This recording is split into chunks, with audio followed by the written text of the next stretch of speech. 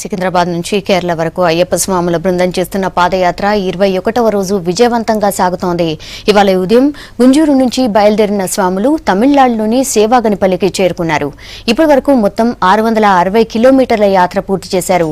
BM Sushil గురుస్వామి ఆధ్వర్యంలో స్వాములు RL Naik Yadagiri పాదయాత్ర చేస్తున్నారు. సుధాకర్, బోడరింకు, నవీన్, రాజేష్, గోపి సూర్యవంశీ, ఆలి శ్రేణు గురుస్వాములు ఈ యాత్రలో పాల్గొన్నారు.